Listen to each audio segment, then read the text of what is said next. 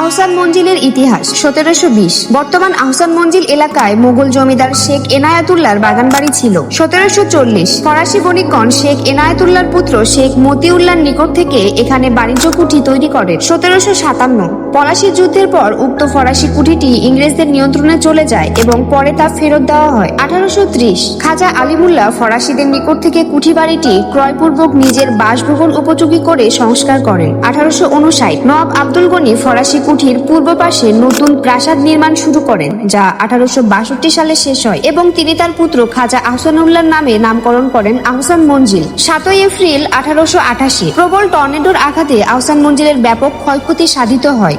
1897 ভয়াবহ ভূমিকম্পে আহসান মঞ্জিলের কিছু ক্ষয়ক্ষতি সাধিত হয় এবং নওয়াব আহসানুল্লাহ সেগুলো মেরামত করেন। 18 থেকে 19 ফেব্রুয়ারি 1904 ভাইসরয় লর্ড কার্জন বঙ্গবিভাগের পক্ষে জনমত গঠনের লক্ষ্যে পূর্ববঙ্গ সফরে এসে আহসান মঞ্জিলে নবাব সলিমুল্লাহর অতিথি হিসেবে অবস্থান করেন। 3 মার্চ 1920 কেন্দ্রীয় খেলাফত কমিটির নেতা মাওলানা শওকত আলী এবং মাওলানা আব্দুল কালাম আজাদের উপস্থিতিতে নওয়াব হাবিবুল্লাহ আহসান মঞ্জিল প্রাঙ্গণে এক বিরাট সভা করেন। 14 মার্চ 1952 জমিদারি উচ্ছেদ আইনের আওতায় সরকার ঢাকা নওয়াব এস্টেট অধিগ্রহণ করে, তবে আহসান মঞ্জিল সহ নওয়াব বাগান বাড়িগুলো অধিগ্রহণের বাইরে থাকে। 1960 সংস্কারের অভাবে আহসান মঞ্জিল জরাজীর্ণ হয় এবং এখানে থাকা মূল্যবান জিনিসপত্র নওয়াব পরিবারের সদস্যরা নিলামে কিনতে থাকে। 1974 সালে নওয়াব পরিবারের উত্তরাধিকারীগণ সংরক্ষণে অপারগ হয়ে আহসান মঞ্জিল নিলামে বিক্রি করে দেওয়ার সিদ্ধান্ত নেয়। 2 নভেম্বর 1974 বঙ্গবন্ধু শেখ মুজিবুর রহমান আহসান মঞ্জিল নিলামে বিক্রির প্রস্তাব বাতিল করে দেন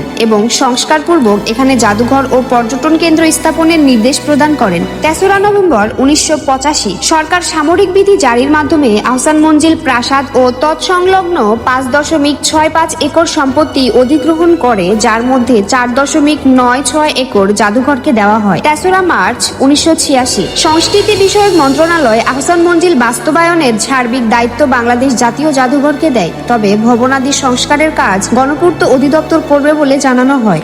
20 সেপ্টেম্বর 1992 প্রথম পর্যায়ের উন্নয়ন ও সংস্কার কাজ শেষে আহসান মঞ্জিল জাদুঘর দর্শকদের জন্য খুলে দেন তৎকালীন প্রধানমন্ত্রী বেগম খালেদা জিয়া। 1994 প্রথম পর্যায়ে সংস্কারের পর বিদ্যমান অবকাঠামোগত ত্রুটি বিচ্যুতিমুক্ত করার লক্ষ্যে সরকার উচ্চ পর্যায়ের একটি কমিটি গঠন করে। 1998 কমিটির সুপারিশ মতো ত্রুটিমুক্ত করার জন্য দ্বিতীয় পর্যায়ে সংস্কার উন্নয়ন কাজে গণপূর্ত অধিদপ্তরকে সম্পৃক্ত করা হয়। 2005 থেকে 6 দ্বিতীয় পর্যায়ের সংস্কার কাজ শুরু হয় এবং আংশিক কাজ বাকি রেখে 2006 সালে তা শেষ হয়। 2008 অসমাপ্ত কাজ কর্মসূচির মাধ্যমে রাজস্ব খাত থেকে সমাপ্ত করার এবং সংস্কারকৃত কক্ষগুলোতে গ্যালারি চালুর সিদ্ধান্ত নেওয়া হয়। 13 নভেম্বর 2010 সংস্কারকৃত গ্যালারি উদ্বোধন করেন সংস্কৃতি বিষয়ক মন্ত্রণালয়ের মাননীয় মন্ত্রী জনাব আবুল কালাম আজাদ।